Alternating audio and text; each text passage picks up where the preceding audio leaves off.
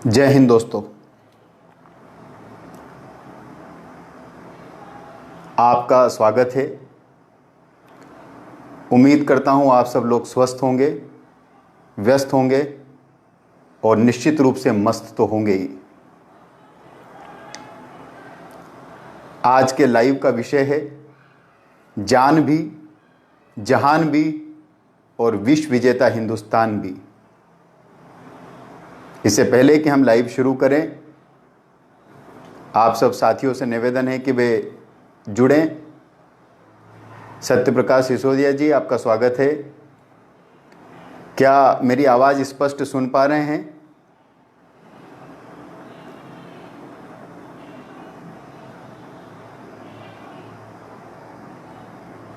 कृपया कमेंट करके बताएं, क्या मेरी आवाज़ स्पष्ट सुन पा रहे हैं?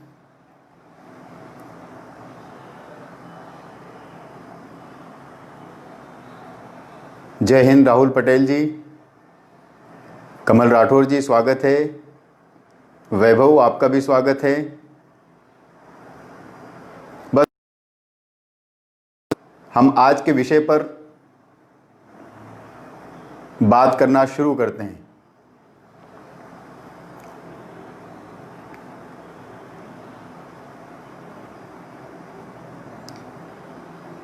सत्यप्रकाश जी का जवाब आ गया, आवाज सुन पा रहे हैं। आप सब लोगों का एक बार और स्वागत है। जान भी, जहान भी, विश्व विजेता हिंदुस्तान भी। जब ये विषय मैंने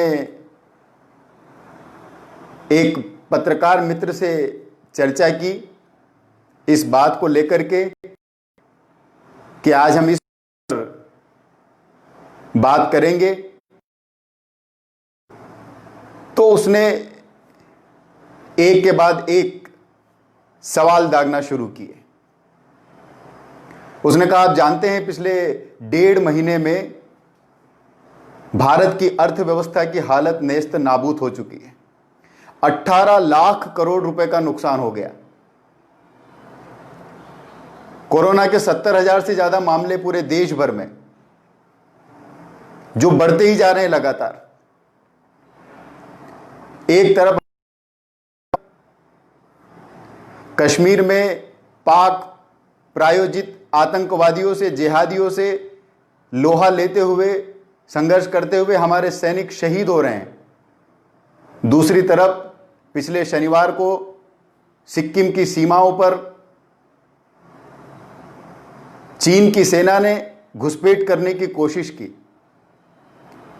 2 दिन पहले अपने लड़ाकू विमानों से लद्दाख की सीमा पर हमको भयाक्रांत करने के लिए अपने जंगी बेड़े के जंगी भारत की सीमाओं पर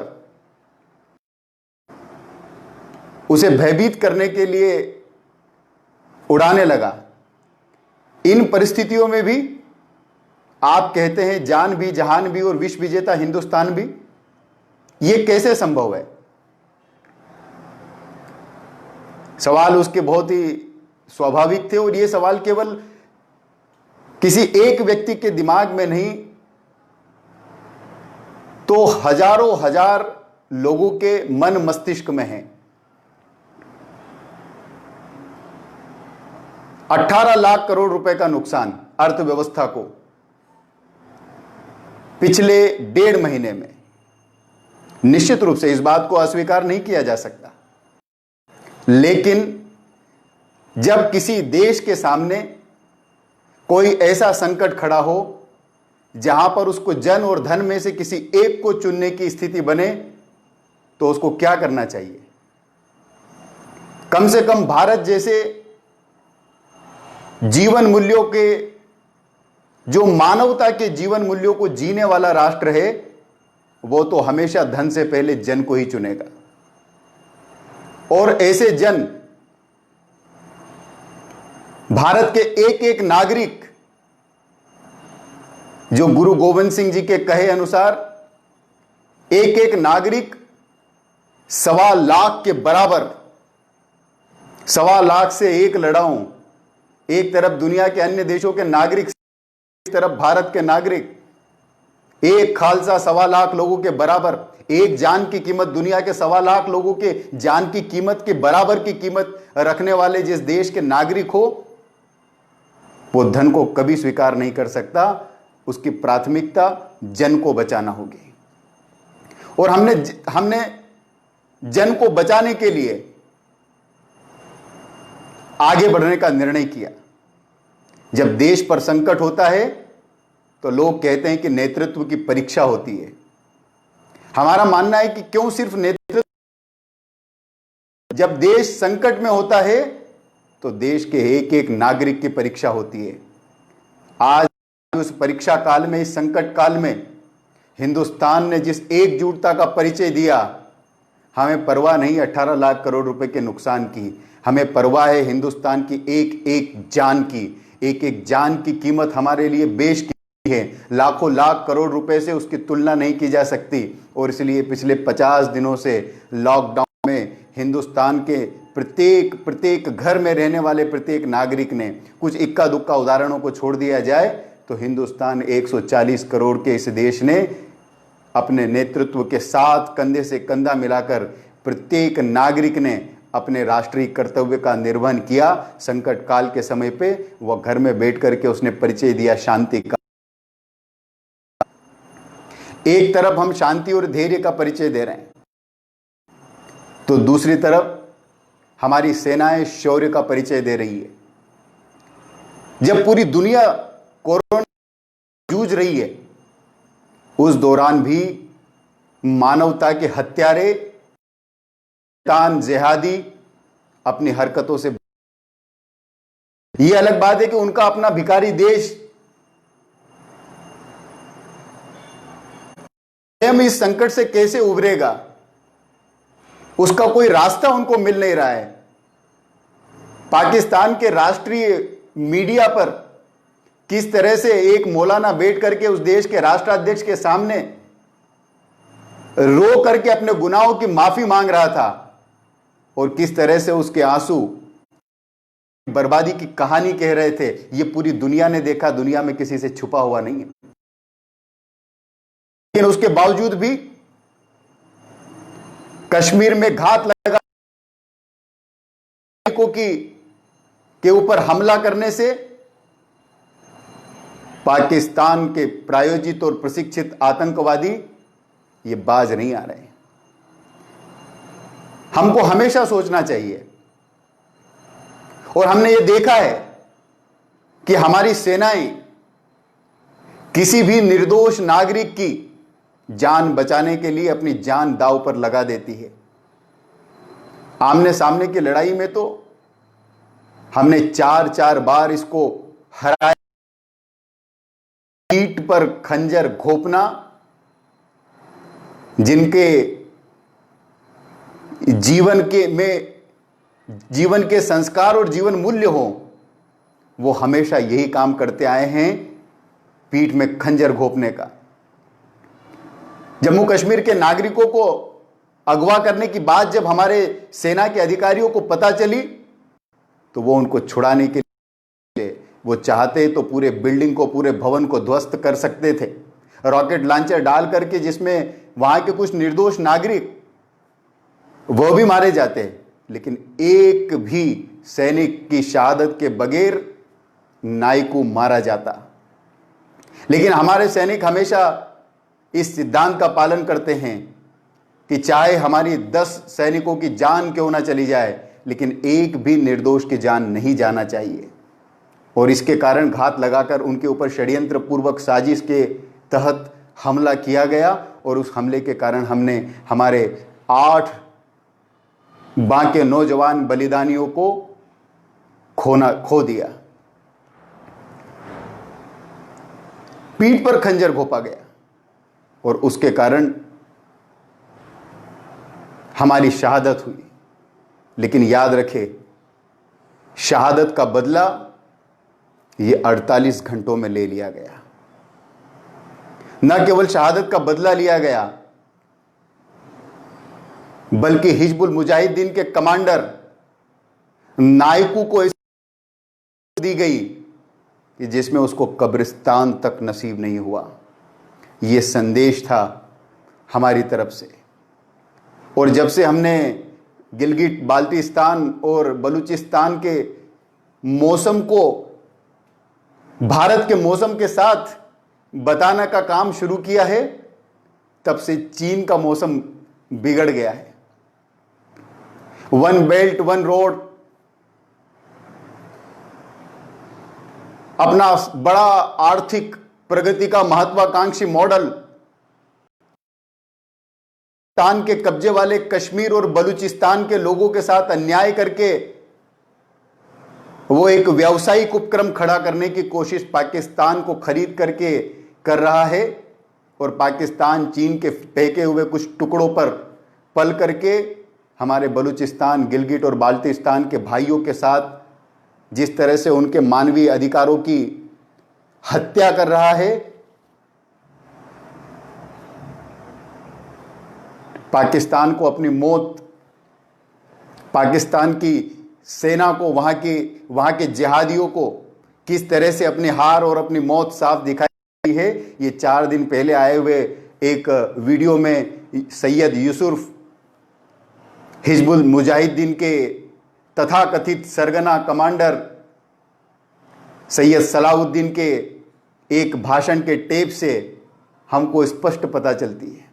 पाकिस्तान और पाकिस्तान की सेना ने हमारे सामने घुटने टेक दिए और इसी का दुष्परिणाम हुआ कि चीन के टुकड़ों पर पलने वाला पाकिस्तान चीन के सामने गिड़गिड़ाया, क्योंकि भारत ने गिलगिट बाल्टिस्तान और बलूचिस्तान को स्वतंत्र कराने का, उसको मुक्त कराने का संकल्प जैसे ही घोषित किया, वैसे ही अपना जिहादी आतंकवाद का मॉडल, जिहादी आतंकवाद का अभियान उसको समाप्त होता दिखाई दिया। न केवल बलूच की जो विवादित भूमि है, जिसमें बगैर हिंदुस्तान के सहयोग के जिस तरीके बिना हमारी सहमति के वन रोड वन बेल्ट का कॉरिडोर बनाने का काम चीन के द्वारा किया जा रहा था, चीन को भी अपने आर्थिक महत्वाकांक्षी प्रोजेक्ट तकलीफ में दिखाई दिए। और इसी असमंजस में चीन ने भारत के सिक्किम की सीमा पर की कोशिश की, घुसपैठ करने की कोशिश की। हमारे सैनिकों ने उसका करारा जवाब दिया। जिस तरह से चीन के सैनिकों ने घुसने की कोशिश की, उसी भाषा में हमारे भारतीय फौज ने भी उनको अपनी सीमा में ढकेल करके जवाब दिया।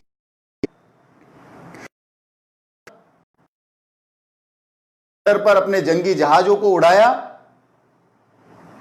तो हिंदुस्तान भी चुप नहीं बैठा। हिंदुस्तान ने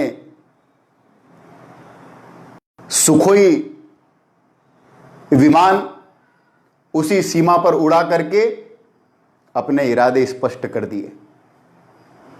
हम किसी को छेड़ेंगे नहीं, लेकिन कोई हमको छेड़ेगा तो उसको छोड़ेंगे नहीं। ये हिंदुस्तान 1962 का हिंदुस्तान नहीं है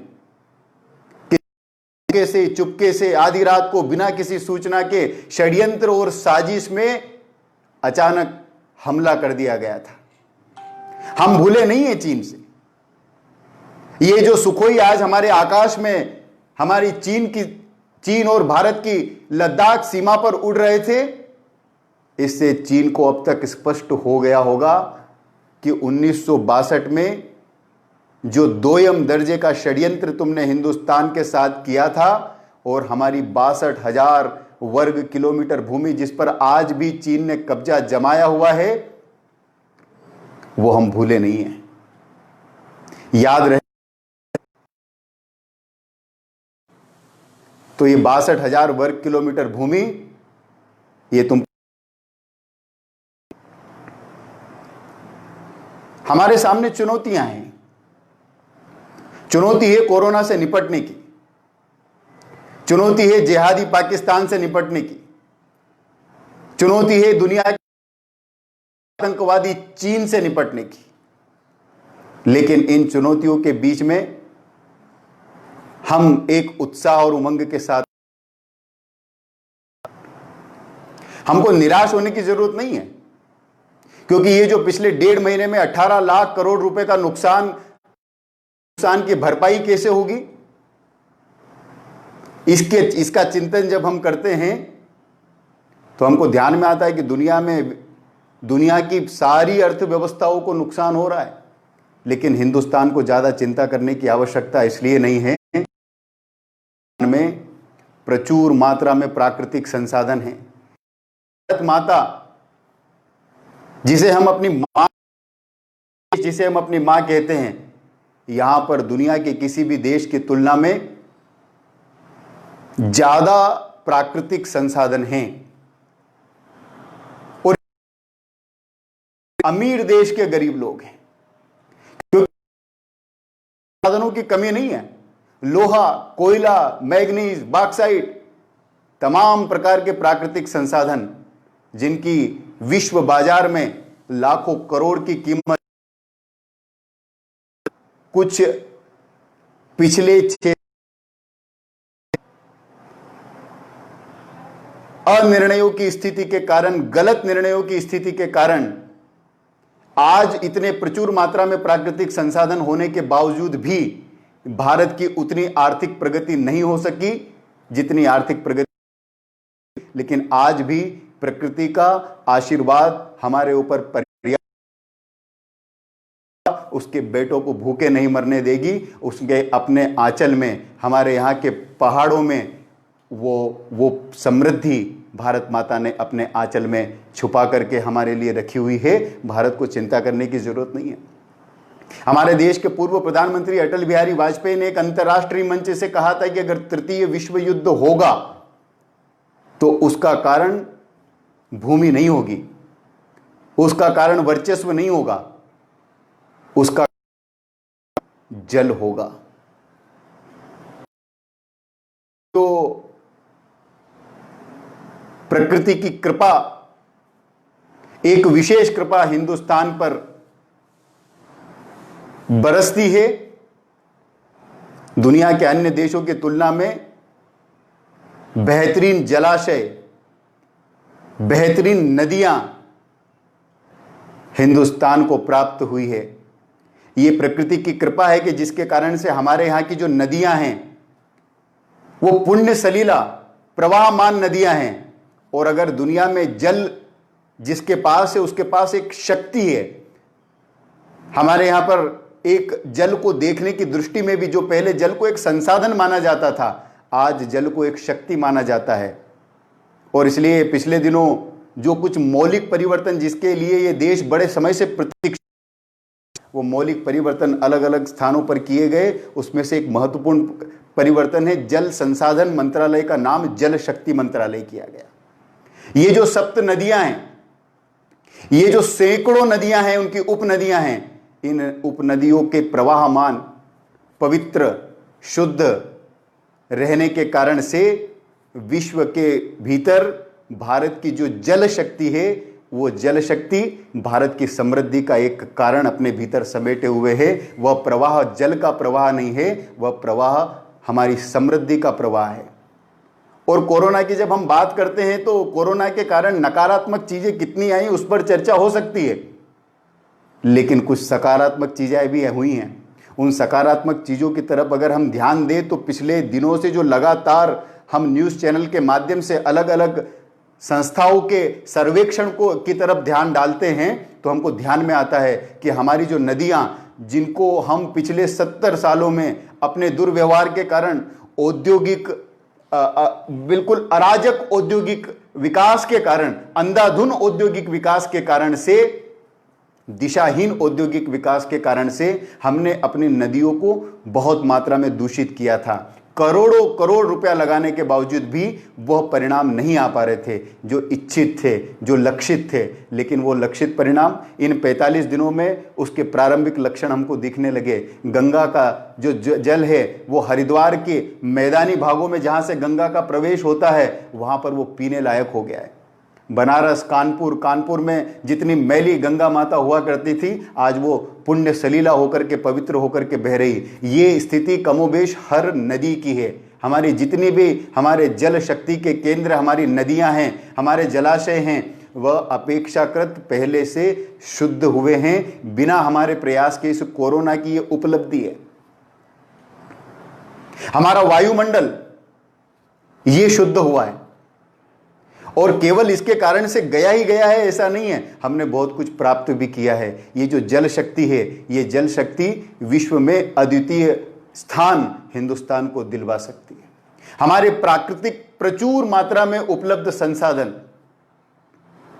हमारे नेचुरल रिसोर्सेस, हमारे इतनी शक्तिशाली और समृद्धशाली होने की हमारी समृद्धि को जैसे भारत माता ने अपने आंचल में समेट कर रखा हुआ है। इसलिए हमको चिंता करने की जरूरत नहीं कि कितने लाख करोड़ रुपए का नुकसान होता है। हमारे सामने जो चुनौती है वो भारत माता के बेटों को, जो आगे जाकर के इस पूरी दुनिया का नेतृत्व करने के लिए आगे बढ़ रहे हैं, उनका जीवित रहना, उनकी जान की कीमत किसी भी प्रकार के धन की कीमत से ज्यादा है। चीन से घबराने की जरूरत नहीं है। चीन से हमारा जो आयात निर्यात का जो घाटा है वो लगातार बढ़ता जा रहा है, उसकी चिंता करने की जरूरत नहीं है। ये वो समय है जिस चीज को हम लगातार कहते आ रहे थे इतने समय से कि दुनिया का सबसे बड़ा आर्थिक आतंकवादी चीन है, चीन के सामान का बहिष्कार करना चाहिए। आज पूरी दुनिया उस बात को मान रही है। आज हमारी वो बात, जिस बात को हम पिछले कई सालों से लगातार पूरी दुनिया के मंच पर रखते आ रहे थे कि चीन अपने आर्थिक विकास के लिए पूरी दुनिया को किसी दिन पूरी मानवता को संकट में डाल सकता है, वह बात हमारी आज स्पष्ट रूप से पूरी दुनिया मान रही है। दुनिया भर के देश अपना सारा इन्वेस्टमेंट, जो उत्पादन वो चीन में कर रहे थे, उसको समेट रहे हैं। उसका उदाहरण, ताजा उदाहरण अगर हम देखेंगे तो हमको दिखाई पड़ेगा जापान। जो पिछले कुछ दिनों के निर्णय हैं, इन निर्णय तो वो भारत में प्रकार की औद्योगिक क्रांति उसकी तरफ इशारा करते हैं, क्योंकि चीन के बाद सबसे ज्यादा संभावनाएं अगर दुनिया के वर्ल्ड इन्वेस्टमेंट की दृष्टि से हम देखें तो वैश्विक रूप में वो हिंदुस्तान के सामने है। और इसलिए हमको चिंता करने की आवश्यकता नहीं है। जितना सोना चीन के तिजोरियों में भरा होगा, उससे ज्यादा सोना तो हिंदुस्तान की माता बहनें अपने नाक, कान और गले में पहने हुए घूमती हैं। जितना पाकिस्तान का पूरा राशन होगा, उतना तो अगर हिंदुस्तान एक दिन का में उतना राशन हम बचा सकते हैं। हमको इस भिखारी मुल्क से डरने की और निराश होने की आवश्यकता नहीं है। हमारे सामने फिलहाल चुनौती है कोरोना से निपटने की, और उस चुनौती से हम निपटने में धीरे धीरे सफल होते जा रहे हैं। दुनिया के सामने भारत जिस तरह से व्यवहार कर रहा है, ये पूरी की पूरी दुनिया के लिए कौतूहल का, अचरज का, आश्चर्य का और अनुशासन के आदर्श का एक उदाहरण बन करके दुनिया के सामने खड़ा हुआ है। और इसलिए किसी भी तरह से चिंतित होने की आवश्यकता नहीं। हम सीमाओं की रक्षा अपनी सेनाओं पर छोड़ दें, बस अपनी सेना के साथ हम पूरी शक्ति के साथ खड़े रहें। हमको विश्वास है दुनिया में दुनिया की सबसे बड़ी, चौथी सबसे बड़ी सेना हिंदुस्तान के पास है, और उसका एक एक सैनिक गुरु गोविंद सिंह जी को अपना आदर्श मान करके 1.25 लाख लोगों पर भारी है। इसलिए हमको भारत की सीमा, चाहे वो पूर्व पश्चिम की तरफ से, आकाश मार्ग से, भी तरह चिंता करने की आवश्यकता नहीं है। हमको इस आपदा में से जो उपजे हुए अवसर हैं, उन अवसरों को देखने की आवश्यकता है। हमारे सामने बड़े अवसर खड़े हुए हैं, उन अवसरों को देखने की जरूरत है, उन अवसरों की तरफ आगे बढ़ने की जरूरत है। याद रखना साथियों, हताशा, निराशा और नकारात्मकता, निराशा और हताशा ये हार का कारण बनती है। अगर जीतना है तो जज्बा, जिद और जुनून के साथ हमको जीवन को फिर पटरी पर लाना पड़ेगा। और अभी से 4 घंटे पहले जो पटरियों पर दुनिया की सबसे, जो द्वितीय विश्व युद्ध में भी बंद नहीं हुई थी, हिंदुस्तान की वो ट्रेन हमको जो कोरोना के इस काल में बंद करना पड़ी थी, वो पुनः पटरी पर आ गई है। अब ट्रेनें पटरी पर आना शुरू हुई है। आने वाले कुछ समय में हमारा जीवन भी पटरी पर आना शुरू हो जाएगा। Art of living with corona, corona के साथ जीवन जीने की जो एक नई चुनौती हमारे सामने खड़ी है, उसको हम कैसे सीखें, इसके बेहतरीन उदाहरण हमारे सामने हमारे यहाँ के लोग बिना किसी प्रशिक्षण के खड़े कर रहे हैं। एक से एक अद्वितीय उदाहरण हम देखते हैं कि एक 89 साल के बुजुर्ग को कोरोना, वे क्वारंटीन में जाते हैं, इलाज में जाते हैं, आयुर्वेदिक इलाज लेते हैं, और उज्जैन के निवासी दिशाबल जी वो 89 वर्ष की उम्र में स्वस्थ होकर के अपने घर लौटते हैं। ये प्रकृति का संदेश है हमको। दुनिया में ऐसे उदाहरण बहुत कम मिलेंगे, लगभग ना के बराबर, कि इस आयु वर्ग के लोग भी अपनी जिद, जज्बे, जुनून से, अपने अंदर की जीजीविषा से, अपने भीतर की जीवटता से किस तरह से इस महामारी कही जाने वाली बीमारी को परास्त करके अपने घरों की तरफ स्वस्थ लौट रहे हैं। हमारे यहाँ पर स्वस्थ होने वाले जो लोगों का परसेंटेज है, वो परसेंटेज दुनिया के अन्य देशों की तुलना में बहुत अच्छा है। और इसलिए हमारे सामने उम्मीद है कि हम जल्द से जल्द इस समस्या से निजात पा लेंगे। और दोस्तों, अंत में एक बात कह करके, एक दृष्टांत के साथ मैं आज की अपनी इस बात को समाप्त करना चाहूंगा।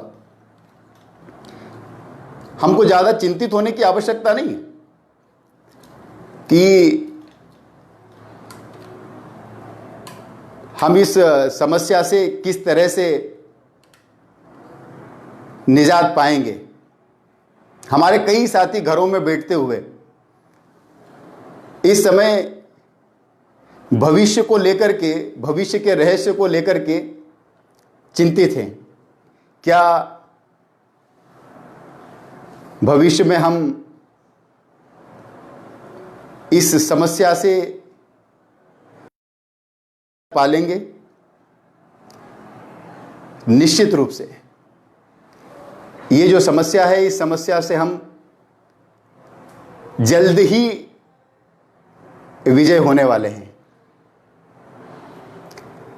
इसका विश्वास हमको पिछले 50 दिनों के अनुभव के आधार पर हो चला है। जहां तक बात समस्याओं की है, तो समस्याएं हमारे जीवन का अविभाज्य हिस्सा है। एक बार एक व्यक्ति के मन में यह बात आई कि उसके जीवन में कई समस्याएं हैं।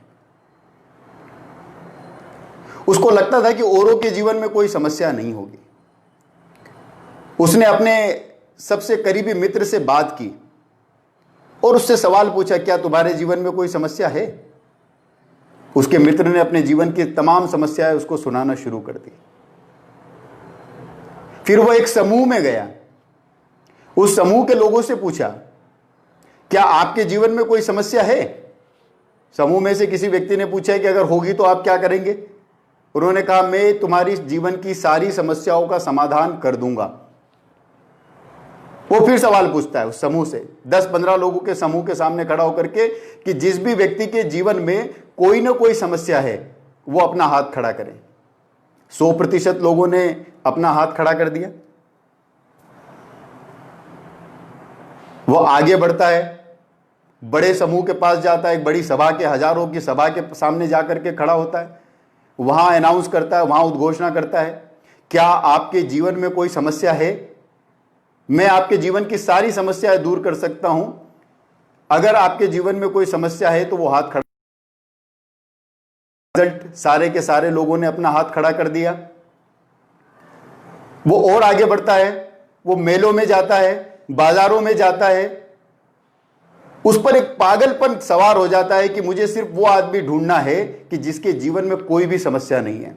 सुबह, शाम, दोपहर, रात वो लगातार कहता चला जाता है, मैं ऐसे व्यक्ति को ढूंढ रहा हूं। अगर आपके जीवन में कोई समस्या ना हो तो आप हाथ खड़ा करें। करते करते करते करते जहां भी जाता है हर सारे 100% लोग हाथ खड़े करते हैं, क्योंकि हर व्यक्ति को लगता है कि उसके जीवन में कोई ना कोई समस्या है। एक जगह जाकर के वो जोर से चिल्लाता है रात के अंधेरे में, अगर यहां कोई भी व्यक्ति हो जिसके जीवन में कोई भी समस्या हो वो हाथ खड़ा करे। एक भी हाथ खड़ा नहीं होता है। उसको लगता है कि मैं सही जगह पर आ गया हूं, मुझे वो लोग मिल गए कि जिनको कोई समस्या नहीं है। वो ऊपर देखता है कि आखिर मैं कहां पर खड़ा हूं। ऊपर बोर्ड लगा रहता है शमशान घाट। दोस्तों, हमारे जीवन की सारी समस्याओं का समाधान वहीं पर जाकर के होता है। हमारा जीवन ही इसलिए है कि हम चुनौतियों से निपटे, समस्याओं से जूझें और उसमें से समाधान निकालें। चुनौतियां ही हमको मजबूत बनाती है, चुनौतियां ही हमको शक्तिशाली बनाती है। बिना संघर्ष के दुनिया में शक्तिशाली होने का कोई दूसरा उपाय नहीं है, कोई दूसरी दवा नहीं है। ये जो संघर्ष का काल है, ये संघर्ष का काल हमको मजबूत बनाएगा, हमको ताकतवर बनाएगा, हमको शक्तिशाली बनाएगा और इसमें से हम एक विश्व विजयी शक्ति लेकर के और दुनिया के सामने खड़े होंगे। और इसलिए चिंता करने की आवश्यकता नहीं है, निराश होने की जरूरत नहीं है। विश्व विजय पुकार रही है और इसलिए आने वाले कुछ समय में leave with corona, victory against corona, हम कोरोना को डिफीट करेंगे, कोरोना को समाप्त करेंगे। और ये जो दूसरी समस्याएं हमारे आसपास घूम रही हैं, इन सारी समस्याओं का समाधान भी हम करेंगे। हम जीतेंगे क्योंकि जीवन हमेशा जीतता है। हम जीतेंगे क्योंकि सत्य और धर्म हमारे साथ है। दुनिया में, दुनिया के इतिहास में ऐसा कभी भी नहीं हुआ कि किसी लड़ाई में अंततोगत्वा मनुष्यता हारी हो, सत्य हारा हो, धर्म हारा हो। धर्म, सत्य और मानवता के लिए हिंदुस्तान ने हमेशा संघर्ष किया है। इसलिए हमारे सांस्कृतिक मूल्यों को कोई परास्त नहीं कर सकता। हमको चिंता करने की ज़रूरत नहीं है। हम आगे बढ़ेंगे और आगे बढ़ कर के जीतेंगे, क्योंकि प्रकृति की भी यही इच्छा है। अगर आप प्रकृति की भाषा समझते हैं तो आप गौर से सुबह उठ करके देखिए सूरज की तरफ, देखिए रात को आकाश की तरफ। वहाँ से आपको संदेश मिलेगा कि हिंदुस्तान का ये कोरोना कुछ नहीं बिगाड़ सकता। हम आगे बढ़ेंगे और बढ़ कर के जीतेंगे। जीत सुनिश्चित है। उस सुनिश्चित जीत के लिए हमको सतर्कता रखने की आवश्यकता है। हमको डरने की ज़रूरत नहीं है, हताश और निराश होने की ज़रूरत नहीं है। लेकिन एक योद्धा के लिए निर्भीक होना जितना अच्छा और ज़रूरी है, जितना आवश्यक गुण है, उतना ही आवश्यक गुण उसके लिए होता है सतर्क होना, अखंड सतर्कता, अखंड सावधानी। और ये सावधानी और सतर्कता ही हमारे दो हथियार हैं, जिसके आधार पर हम इस अदृश्य दुश्मन को यहाँ से हरा करके आगे की ओर बढ़ेंगे। आगे बढ़ करके और आगे जो विश्व विजेता हिंदुस्तान की हमारी संकल्पना है, ये प्रकृति का एक संयोग है। इस संयोग को आप स्वीकार कीजिए, न केवल कोरोना को बल्कि विश्व विजय के मार्ग को प्रशस्त करने के लिए हमको दुनिया बुला रही है। क्योंकि पूरी दुनिया आज जिस तरह के संकटों में घिरी हुई अपने आप को महसूस कर रही है, अगर किसी के पास कोई रास्ता है तो वो सिर्फ हिंदुस्तान है, भारत की संस्कृति है। दुनिया जब भी राह से भारत के जीवन मूल्यों ने ही उसको राह दिखाई है, उसको प्रकाश दिखाया है। और इसलिए हम निश्चित रूप से विजय होंगे। विजय का मंत्र लेकर के सतर्कता, सावधानी, हताशा को भी हराना है, निराशा को भी हराना है, नकारात्मकता को भी हराना है। ये तीनों चीजें कोरोना के लिए साइरप का काम करती है। इसलिए नकारात्मकता हमारे भीतर बिल्कुल नहीं होना चाहिए, वो अनेक बीमारियों का कारण बन सकती है। हमारे भीतर हताशा बिल्कुल नहीं होना चाहिए। हमारे भीतर एक सकारात्मक भविष्य जो हमको बुला रहा है, एक जिद, जज्बे और जुनून के साथ जिस तरह से हम आगे बढ़े, एक विश्व विजय का मार्ग जो प्रशस्त करना है हमारे हिस्से में, हमारी इस पीढ़ी के हिस्से में आया है कि भारत जो स्वर्णिम भविष्य जो कभी 5000 साल पहले हमारे सामने हुआ करता था, जो आज के 1300 साल पहले भारत जिसको सोने की चिड़िया कहा जाता था, आपको उसको सोने का तो बनाना है, लेकिन इस बार हम उसको सोने की चिड़िया नहीं बनाएंगे, सोने का शेर बनाएंगे। और आप सब शेरों जो भारत माता के शेर है, आप और हम मिलकर ही इस हिंदुस्तान को सोने का शेर बनाने की ओर अग्रसर हो रहे हैं। हमारा लक्ष्य हमारे बहुत निकट है। और इसलिए ये जो कोरोना का काल है, ये एक टर्निंग पॉइंट है। आप वैश्विक मानचित्र पर जब देखेंगे तो इस वैश्विक मानचित्र पर आपको स्पष्ट दिखाई देगा भारत शक्तियां या तो लड़कर के पस्त है या वो अंतर विरोधों से घिरी है। इन अंतर विरोधों के और ये विश्व की महाशक्तियों के पस्त होने के काल में उम्मीद की किरण और आगे बढ़ने के लिए, संपूर्ण विश्व का नेतृत्व करने के लिए आने वाला भविष्य हमको पुकार रहा है। उस भविष्य के गर्भ में हिंदुस्तान का भविष्य, इस दुनिया की मानवता का भविष्य ये छुपा हुआ है। बस हमको उसको खोजना है। एक सकारात्मकता के साथ, एक जज्बे और जुनून के साथ हमको आगे बढ़ना है। इन मंत्रों के साथ अगर हम आगे बढ़े तो निश्चित रूप से जो हमारे जीवन का परम ध्येय है, परम लक्ष्य है, उस लक्ष्य की तरफ हम बढ़ेंगे, जीतेंगे। हमको कोई कोरोना नहीं हरा सकता। ये मृत्युंजय भारत है। इस मृत्युंजय भारत को मृत्यु भी नहीं हरा सकती।